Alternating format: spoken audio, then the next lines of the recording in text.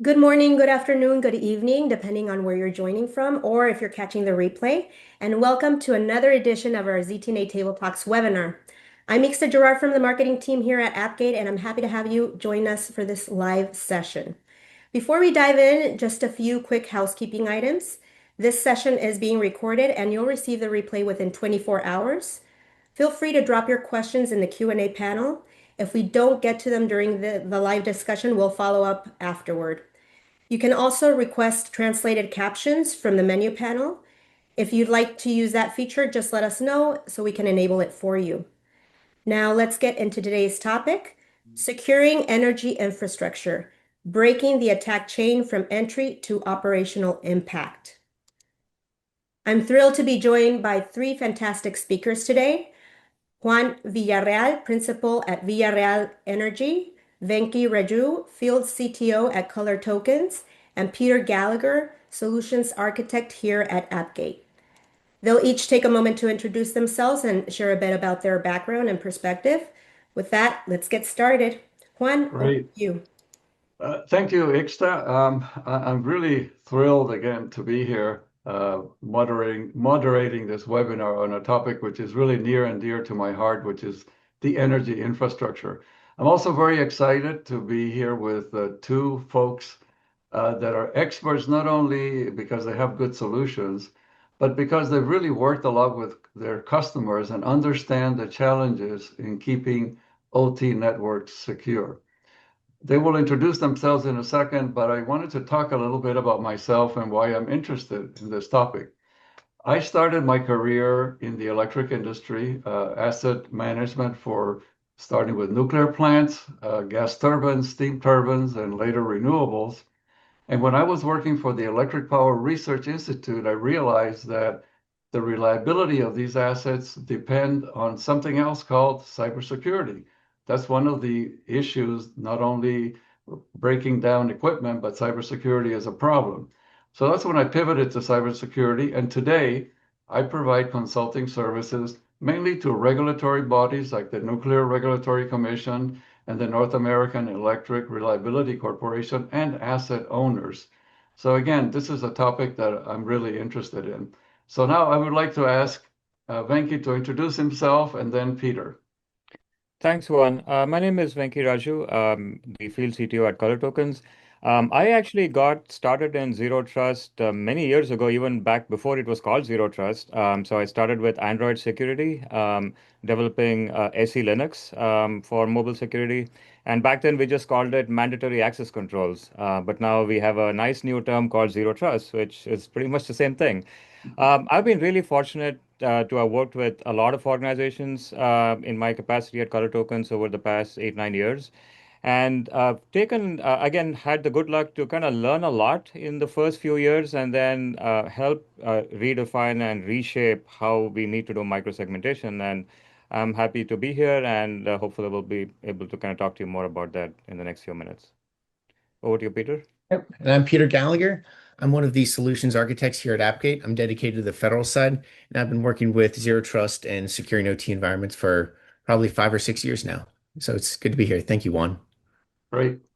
Okay, thank you. So let's talk about what we want to cover. There are really four things that we want to go through. And also we're going to be having more like an informal discussions. We have a few points to highlight, but we're going to be commenting and also we're very interested in your comments, in your questions. So feel free to start doing that. So there are four things. First of all, why is the energy industry a subject of so many attacks? From advanced threat actors, from foreign actors, hacktivists, etc. How does this attack work? Where does it start? And the operational impact. And fortunately, we have a recent event that we're going to highlight that really shows how this works in the electric industry. Then we're going to go to solutions. What does Appgate have to help us with solving these problems? As well as what does ColorTokens have. And then we're going to see what is the better together story. How do they work together in a best of breed approach? And then finally, we'll just have an open discussion about potential concerns from the audience or, how do you implement it? kind of dive a little bit more into the details and maybe get your questions, I also want to touch briefly on the NERC regulations to kind of let you know, would they be in play today with the event we're going to talk about? And also, where are they going to be in play in the future? So just a little glimpse into the future. Before we continue, ICSTA is going to launch a survey so we know who's attending, and that way we know the folks that are with us today. Thank you. So we'll give you a couple of minutes to respond. And I think, Ixla, you're going to show the results in a couple of minutes so we kind of know who is watching this webinar. Correct, Juan. Yeah, we'll give everybody a few minutes just to answer Great. the question that's on your screen, and then I'll share the results.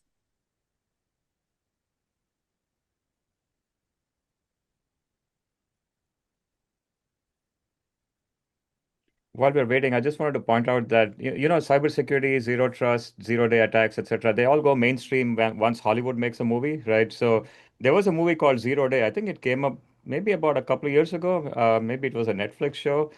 Sounded far-fetched to me when I saw it, but looking at the attacks we're going to be talking today, maybe not so far-fetched after all. True. That it is. It starts with Hollywood sometimes, Yeah, right? what was that Matthew Broderick movie, War Games? Back in the Yeah, the yeah. original hacker movie. Yeah. Hmm.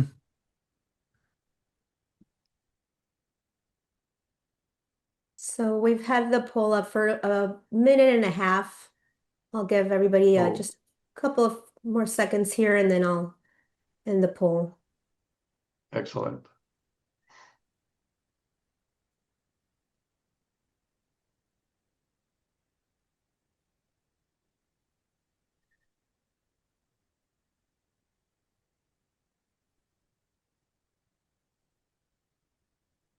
Okay, I'll share the results now.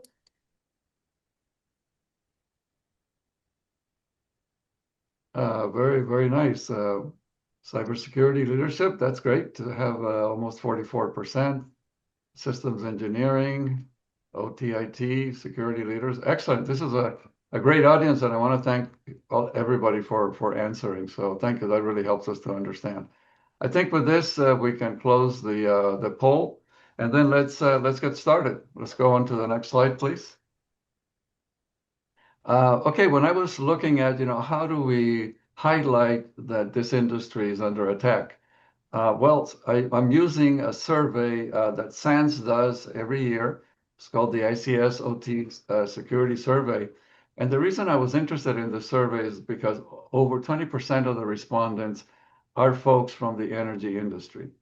And the two areas that I wanted to highlight of their key takeaways, which are on the left-hand side of this slide, the first one is that incidents continue and also they have high impact.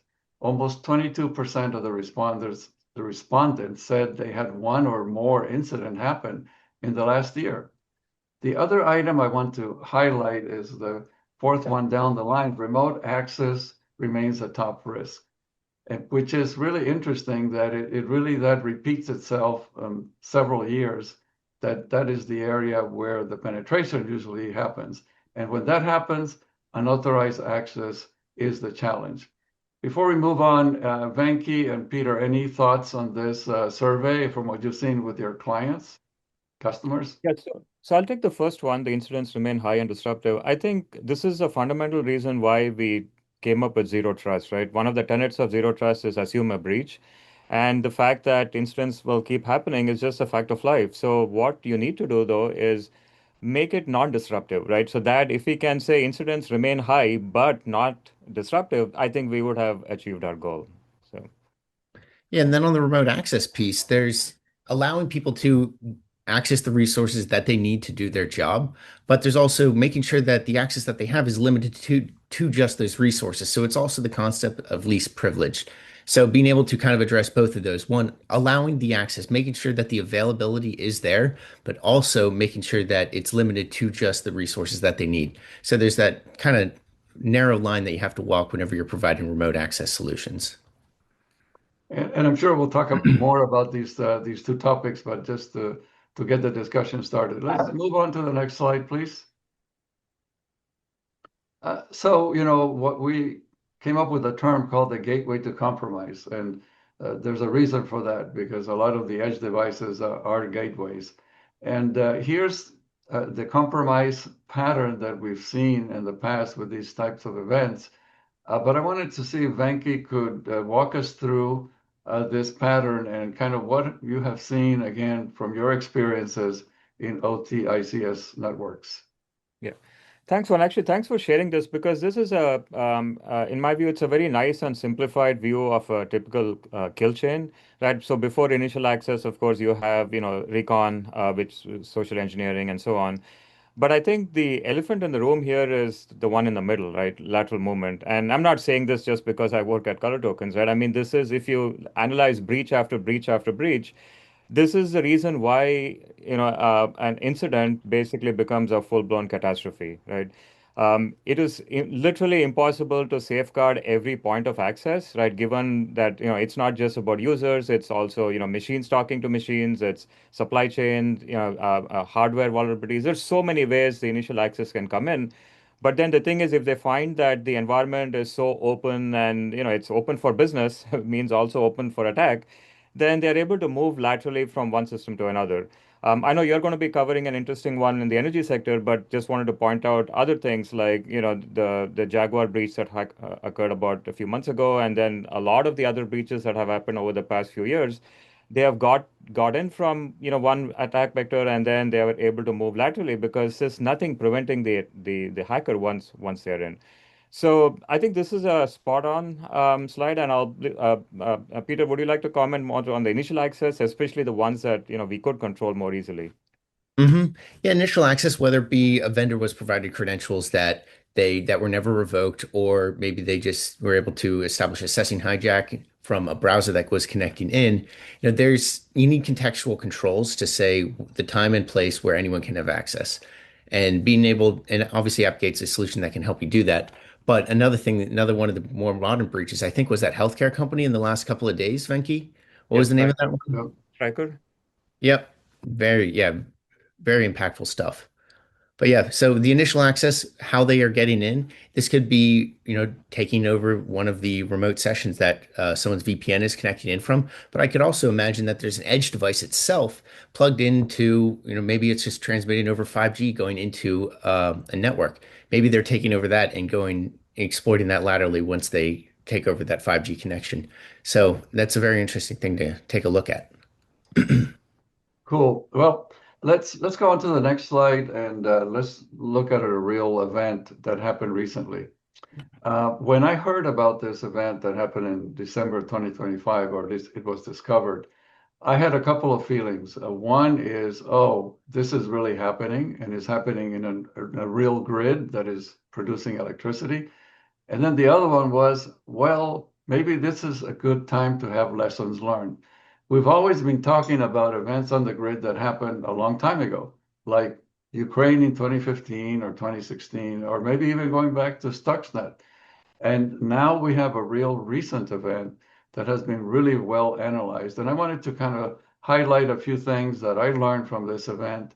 And by the way, there was a very good report by the Polish response team that you can find on the web. And the important thing about this event is that it was the first coordinated event of many generation sources. And these were solar and wind generation called distributed energy resources. As they're usually small, they're in the 50 to 100 megawatts, but together they can add up to about 3,000 megawatts potentially. And the impact was massive. Even though the generation was not stopped, power was still coming out. The communications to all these distributed resources from the management organization was completely interrupted. So they didn't really know what was happening. So let's talk a little bit about how this happened. And again, there are many analyses here, and the Polish response team did a great job.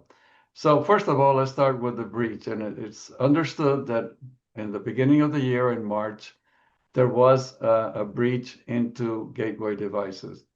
Now, these devices had many challenges. They were being used for many purposes, also as a VPN type connectivity. and they had default passwords that had not been changed. Some of them had existing vulnerabilities that were not patched. And of course, they also did not have multi-factor authentication. So various vulnerabilities and weaknesses in an edge device that is doing a lot of work for the network. Once the bad actor penetrated, they had free reign to go through the network, do living of the land, and they didn't really realize what was going on for several months.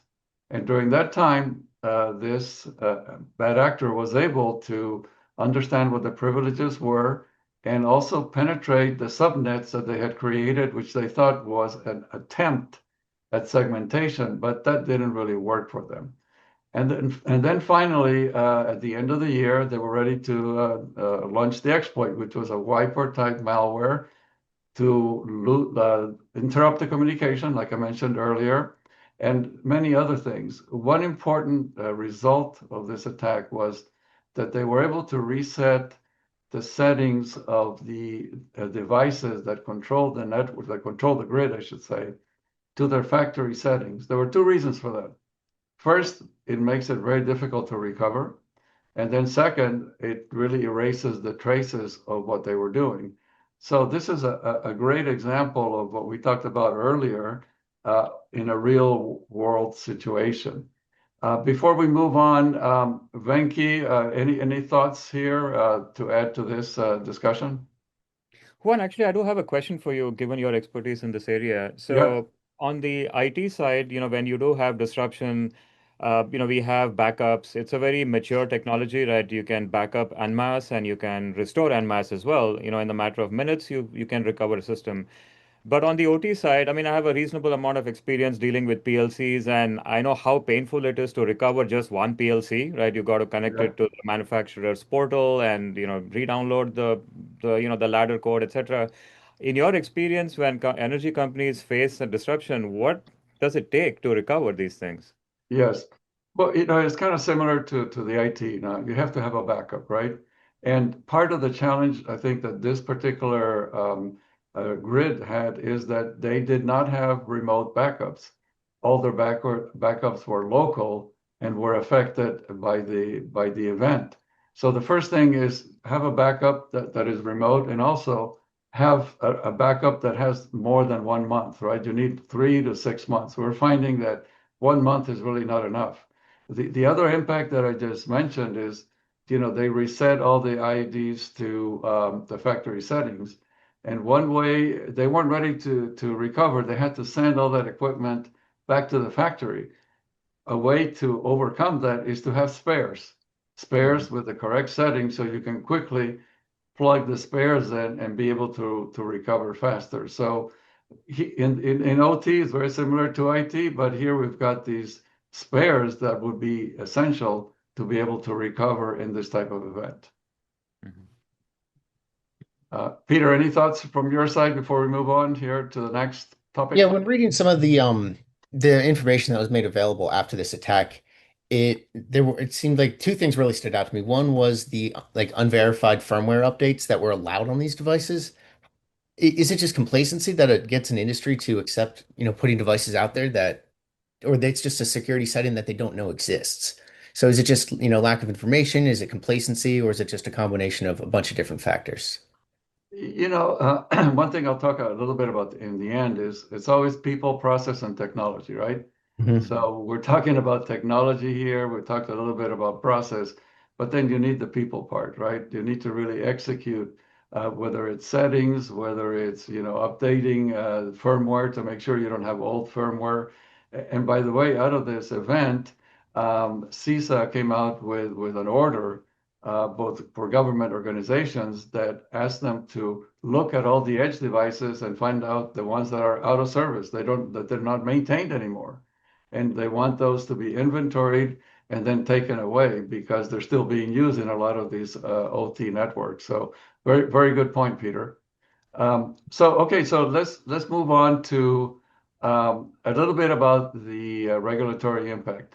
Most of the folks here on the line probably understand that the North American Electric Regulatory Corporation is in charge of making sure that our networks, both in the US, Canada, and also part of Mexico, follow some very strict rules.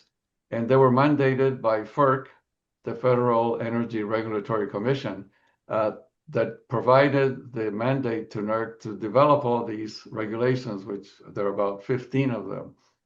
And of course, the event that happened in Poland, like I mentioned earlier, these were small generation sites, which according to the NERC rules really would not be under NERC CIP because they look at medium and high impact facilities. Medium is a facility that generates about 1,500 megawatts and does not have a local control center.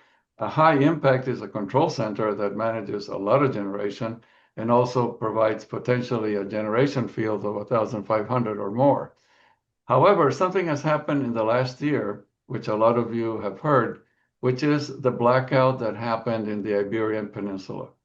And even though that was not a cyber attack, it was a real call to action regarding inverter-based resources. In that particular event, the generation was almost over 50% provided by inverter-based resources. And that was part of the cause of the blackout, is not all of it. And the manager of the network really didn't know how these things were set, what was the reliability. So NERC took that to heart and has started an initiative called the Inverter-Based Resource Registration Initiative, looking at all the inverter-based resources that are in aggregate more than 20 millivolts amperes, and also connected to 60 kilowatt and above of transmission area. And so what's happening is now there's more attention to these small sites. And it is not out of the question that in the future, these NERC CIP regulations would flow down to these type of networks. And the three that will be in play here, again, if they would be, are the ones that I mentioned here, which is CIP5, which is the electronic security perimeter, which looks at the external access control, which was an issue here in the Poland event. The second one is system security management, which is all the internal access control, open ports, things like that. And then the last one would be internal network security monitoring, which is looking at logs and also the internal monitoring that, Venky is going to talk about. So I just wanted to bring this up because even though it's not an issue now, it very might be in the future.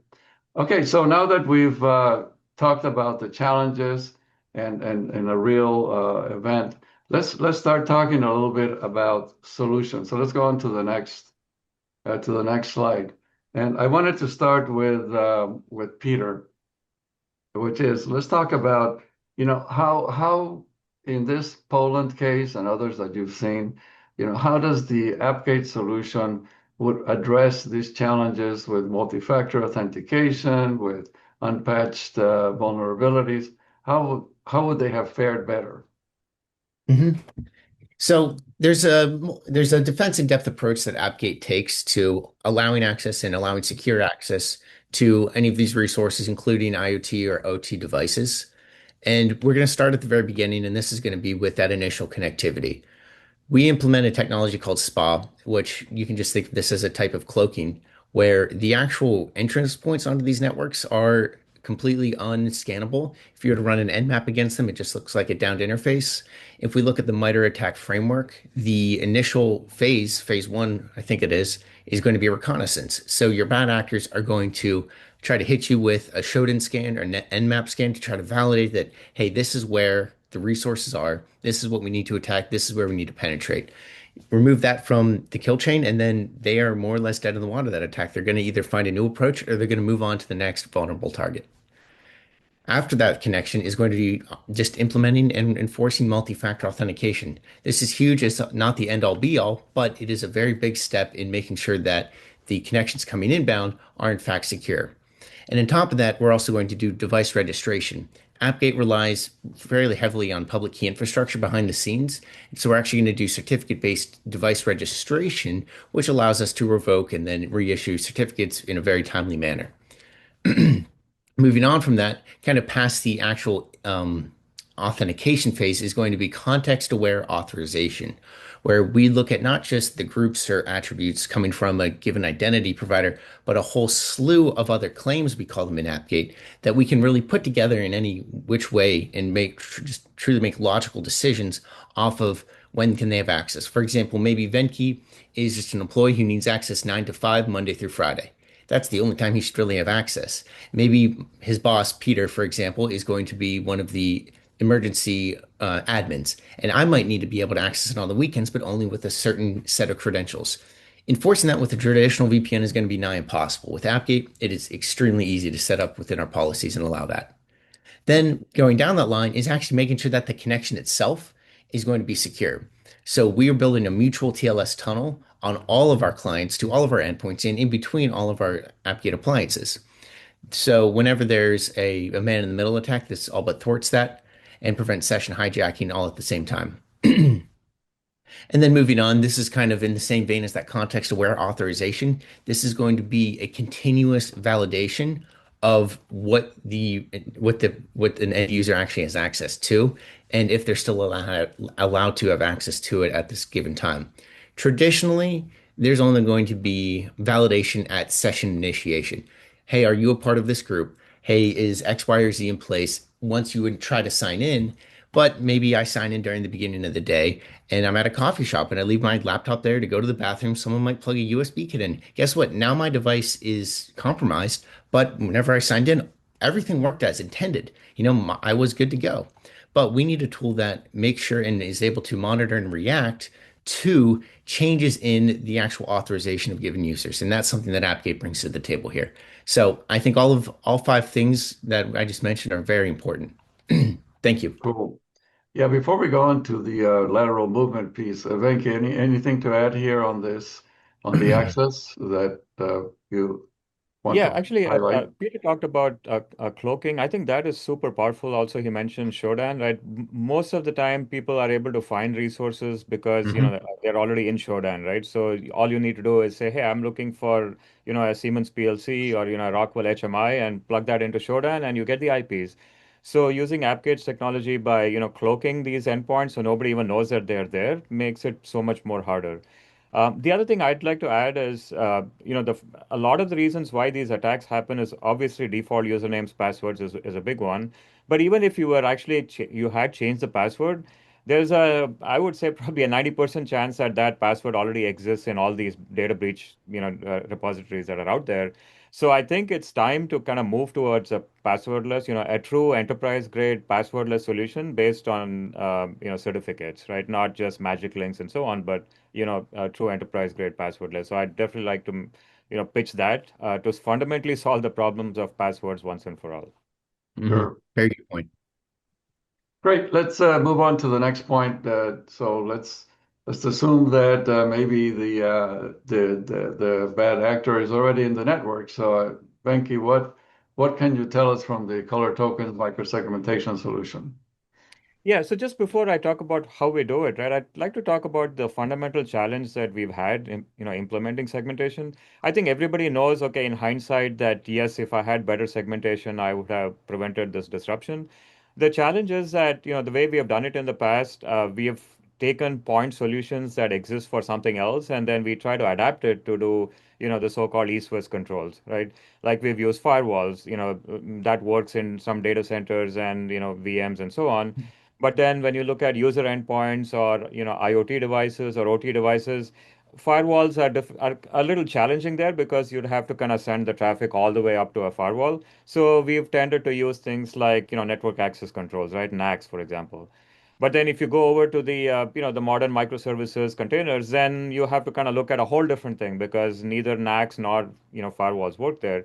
So one of the things that we've learned this as well the hard way. And so about 3-4 years ago, we took a hard look at this problem and said that we need to fundamentally rethink how you do microsegmentation. And I want to take a page from NerdSIP, right? When you look at SIP 5 and SIP 7, when they talk about segmentation, they kind of bring up the three things, right? So obviously reducing the attack surface and controlling the blast radius. But another important thing here is giving you visibility, right? And you need this all-encompassing visibility. it can't be siloed and, for different environments or different things, you have to go to a different place. So what we've built is a management system that, gives you a single pane of access to your entire network, right? So a single place from where you get visibility on your PLCs, your HMIs, your historians, as well as the application VMs, and if you're in the cloud, maybe your Kubernetes workloads as well. So the management system is unified across everything. Now, when it comes to enforcement, again, there's a challenge here. Is like I don't think there's a single solution that works everywhere, right? Now, if you look at compute workloads, right, Windows, Linux, and so on, the best place to enforce policies is arguably right on the device, right? Try to do it at the OS layer, right? Why do you want to send traffic over to a firewall? Just do it on the workload. So what we did there with XShield is we do have an agent, but a lot of our prospects said, look, I just don't have the time or patience or even the intent to deploy yet another agent. So what we've started to do there is we support an agent you already have, right? So think of the EDR that you're already running. It could be Sentinel-1, it could be Microsoft Defender, it could be CrowdStrike. So we leverage any of these. So if you have a EDR, we'll happily use that, and all it takes you is literally 15 minutes to get started with our console, and you're in business. Now, on the OT side, it gets interesting. There are, of course, a lot of traditional workloads on the OT side. Like you have your historians, your SCADAs. I mean, they are running, Windows or Linux OSs. But then, of course, you need to look at the HMIs, the PLCs, and all of these other OT devices. So we offer a couple of technologies there. One is XShield can program your switches or firewalls to do, policy directly at the port. But if that is not feasible, maybe it's a brownfield environment with legacy devices, then we can introduce what we call a gatekeeper. This is a layer 3 device that sits parallel to your switch, so you don't have to re-architect your network. But basically, using some clever IP properties, we vector traffic over to the gatekeeper so we can give you visibility, and then eventually we can give you enforcement as well. And then just to complete the picture on the far left, when it comes to cloud workloads, again, nobody wants to add yet another virtual firewall, in the cloud. So we do our enforcement using cloud native controls like security groups. And when you go into Kubernetes, you have the added advantage of, you getting layer 7 visibility using what's called a service mesh. So we leverage that as well. So what we have is a solution that's kind of built ground up for modern microsegmentation, anywhere you choose to deploy in your network. Cool. Excellent. Very good. Let's jump again. I said at the beginning, why do we have Appgate and ColorTokens here? So there must be another story, another depth to the discussion. Peter, maybe we talk a little bit about, how do you guys work together and why is that an advantage? Yeah, so for the attendees, I'm sure you've gleaned at this point that Appgate is kind of the north-south. Venky is going to be the east-west within the networks. And there is, if in that paradigm, there is a handoff of sorts between the network traffic actually ingressing the network and it reaching the OT technology that color tokens would actually be protecting then. And Venky's talked a little bit about the tagging and labeling that these that color tokens can use to help manage, visualize, and enforce policy within the color tokens UI. And this metadata, these tags and these labels can actually be consumed by Appgate to define policy and define entitlements and define what someone has access to. So now it is the production environment, the web servers on the East Coast. That's how color tokens might be defining their microsegmentation policies.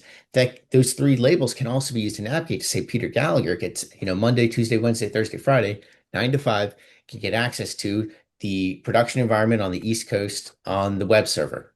So there's now that common language that these two security solutions are able to use it to communicate and use to define what the actual things to have access to are. So that's if you can take a look at this diagram, the you can see the lack of the pivot point that color tokens is providing, but on the left side there's the granular access that Appgate is allowing to that first and kind of entry point, that web server. Traditionally there's going to be I think it's usually called the LAMP stack, Linux, Apache, PHP, and MySQL, and this is going to be a 3-tier architecture. There's going to be a web server, an application tier, and a database coming into a network. you should only be able to access the web server. At no point should I be able to access the application server or the database server just as an end user. Now, an admin might need to do that, but I do not. And so that's really where color tokens and appgates really fits in perfectly well together, is that very granular, limited access, least privileged access, so I can only reach what I need to do my job. Thank you. Right. Yeah, and So then it's on really the a defense in depth try to approach, right? I think, Venky, that's what maybe you were going to jump in and talk about. right, yeah, yeah. And the thing is, again, from an operational standpoint, to make this easier for people to deploy, what we would do on the color token side is we would, of course, it's all default deny, right, with zero trust. We would then, of course, allow list the Appgate gateways so that the only way to get into the core network would be through the Appgate SDP. So this way users cannot bypass the Appgate and then come in directly and access a web server, for example. Cool. I want to take a quick pause here and see if there are any questions from the audience. Anything in the chat, Ixta, that you have seen so far that we need to address? No questions so far, Juan. Okay. Continue. Sure. Okay, great. Okay, I do have some questions myself. Even though I've learned a lot about both color tokens and Appgate recently, I still have questions. And I'd like to ask Peter, what if identity is compromised? And I think you talked about this, but let's talk a little bit more. How do you handle that? Yeah, so I kind of set the groundwork for being able to discuss this at this time. But within Appgate, there's two mechanisms that I would do. If I was the administrator for an energy company and I realized that, oh no, some of our employees' accounts have been compromised, first thing I would do is I would go into Appgate and I would add these folks to the block list. This essentially revokes the certificates that their devices have been issued within Appgate. So if they were to try to connect, obviously they would not be able to connect. If they're in the middle of a session, they would be disconnected right away. The second thing I would do is add them to what we have is called known as a stop policy. And this is actually a set of policies that anytime someone logs in, it gets evaluated against first. And if you pass this validation and it actually says yes, it kind of returns that true Boolean, then you're actually stopped there. You don't proceed to any further policy evaluation, whether it's access or admin, you are just done trying to get into Appgate. It'll say, okay, you know, this person is very clearly, explicitly not allowed to access anything. So that is the first step I would do to handle a compromised identity with Appgate. Cool. Excellent. Mhm. Also, let's talk about remote access, right?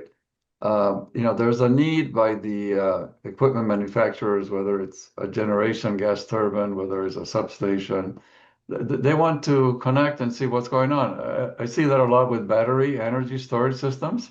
The Mhm. supplier, part of the warranty is I want to monitor. And so you need to provide that capability, even though some utilities by policy are limiting that type of capability, but in some cases you can't. So how would you accommodate that, Peter, in with Appgate to make sure that the OEM can monitor his equipment and that it's a safe connectivity? So in the eyes of Appgate, it's no different than allowing the employee then has to interface with it on an everyday basis, have access to it. We're still going to assume that the network itself is more or less compromised if you're coming in from the internet, even if you're internal, always trying to operate under the assumption that there is in fact a breach. So it doesn't matter if it's the employee that does it every single day or the OEM that has to check once a week to make sure that all systems are lined up and good to go. Now, there's might be some more contextual controls that you want to put on that vendor's access. I talked a little bit about maybe adding the time to it, but maybe you want to, whenever there's a contract length, you might want to build that into the policy, not before this date, not after this date, and only a certain set of hours. There might be a licensing agreement, that a service agreement, I mean, with this organization that's providing support for these devices, and you can build the language in that support agreement into your actual policies with Appgate. Cool. So it's back to policies, right? Yep. How you set up the policies to make sure different users have different access.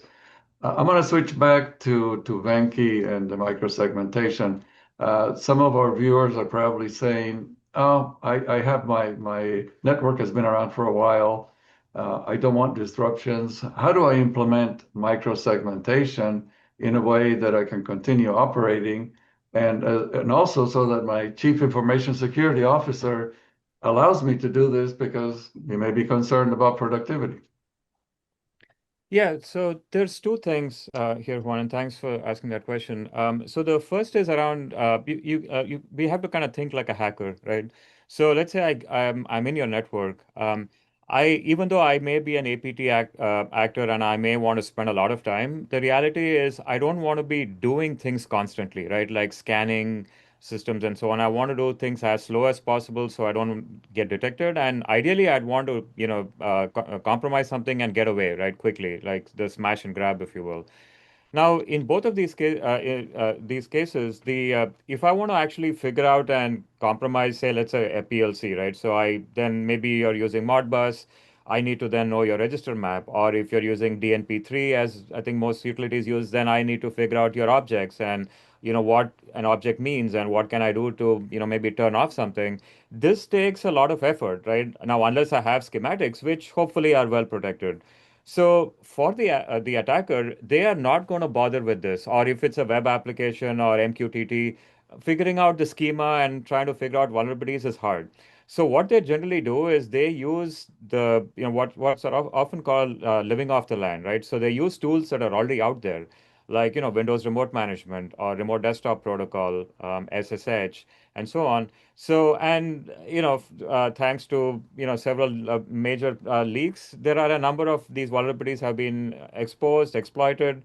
So it's relatively easy for attackers to do credential dumping and use RDP, SSH, etc. to move laterally, even if they don't know your passwords, right? So there's things like pass a hash and so on.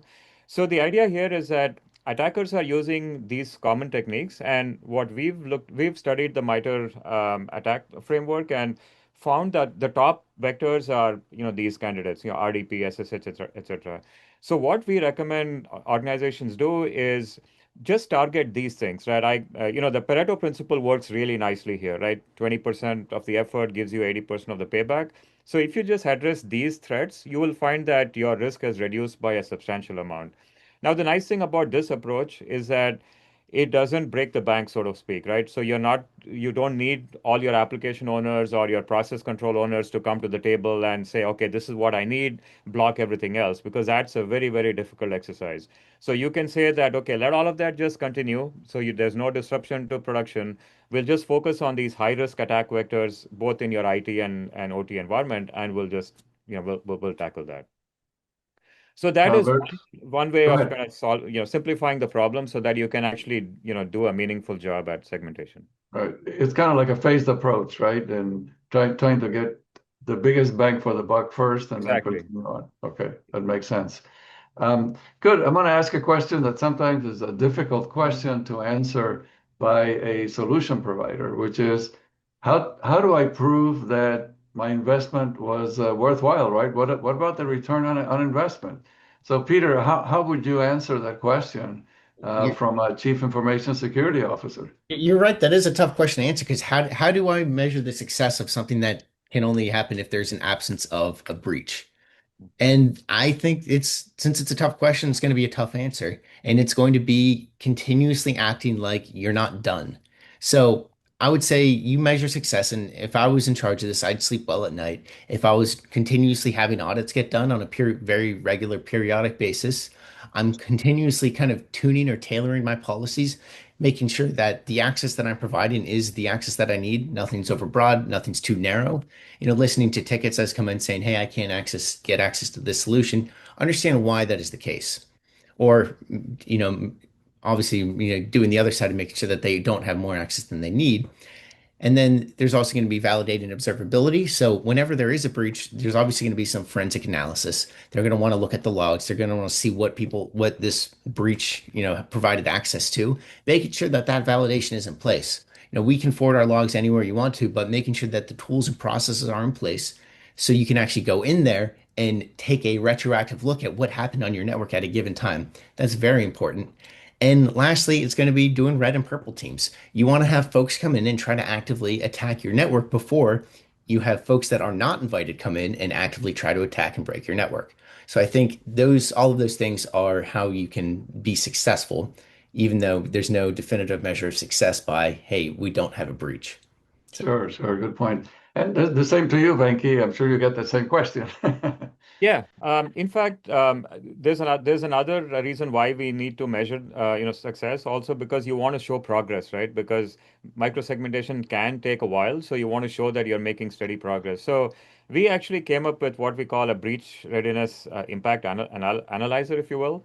And what it does is it actually kind of looks at open ports, looks at pathways that exist, and what is allowed, what is disallowed, and kind of gives you a metric. And we use that to measure progress.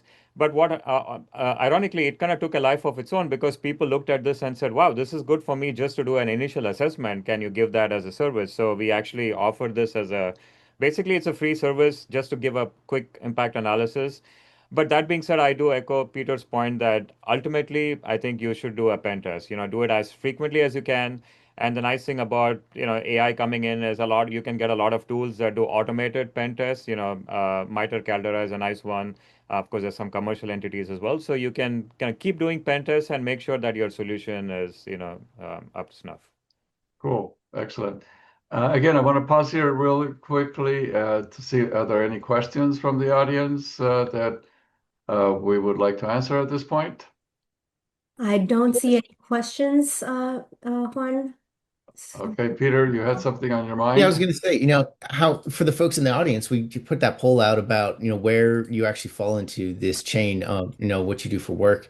And I'd Yeah. like to know if you have any success criteria that we missed that you'd like to talk about, and just put that in the chat Oh, section. that's a good question. Yeah, as a client, what would be success to you? That's Yeah. that's a great comment. So we're coming up here towards the end. We have a few minutes. So I would like to ask both Venki and Peter to kind of summarize what we've talked about in terms of the solution side, and what would be the 2 to 3 things that you would like the audience to remember. And let's start with you, Peter.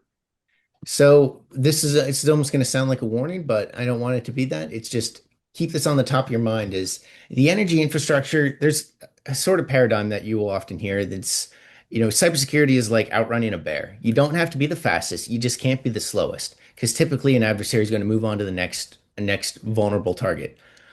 I feel strongly about this. The energy infrastructure, this is not that paradigm because these are critical components to a nation's infrastructure, and they're going to be come after by advanced persistent threats. This is going to be nation state actors who are going to continuously pound on that front door and do whatever they can to find a weak link. You are specifically being targeted. You're not just someone down a long list of things that, oh, possibly we could get in and ransomware them. And you're being come after by bad people who are really trying to take down your life's work. So that's my word of warning right there. So you need the best tools. You need to continuously be improving your security in your security posture. Yeah, so you need to get into a room and try to outrace a bear, see if you can do that. Then you're good. Yeah, basically. Okay, Venki is same for you. Yeah, so I think three things. So the first thing is, like I said, don't try to boil the ocean, just address the key threats. So, make sure your management traffic is well secured. Now, after you do step one, now the next thing is what do you do after, right? Do you want to start looking at, doing so-called the actual micro-segmentation of looking at your applications, control system, and so on? Or if you think that that might be potentially disruptive, you can take another approach that I found resonates really well with manufacturing and energy is that go ahead and design the policies that you want when a breach does occur, right? So this is looking at microsegmentation in a slightly different way. So for example, you might just say, okay, let everything talk.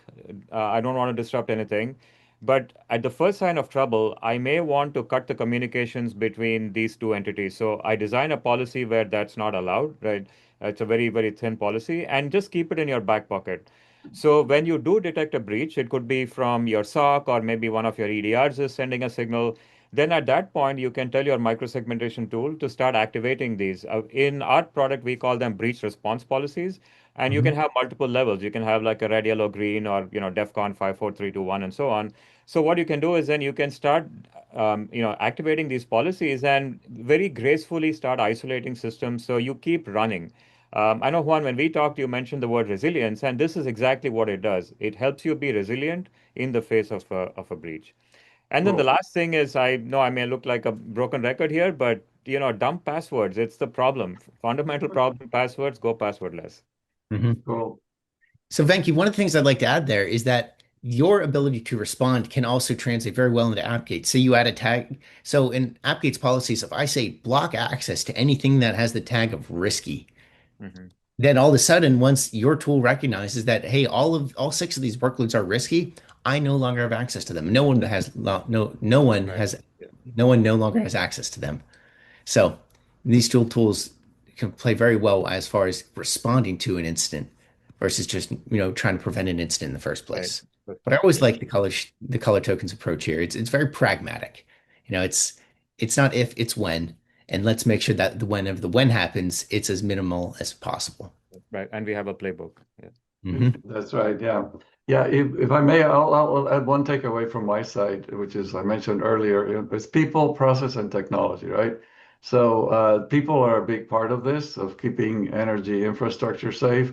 And there's a lesson already in the nuclear industry, which is the nuclear safety culture, which is something I'm exploring right now. If we could have a cybersecurity safety culture, that really means several things. It means training, it means leadership, where cybersecurity is really everybody's job. It's not only the IT folks, it's not only the OT folks, it's everybody's job. I think that would go a long way to keeping all this energy infrastructure safe.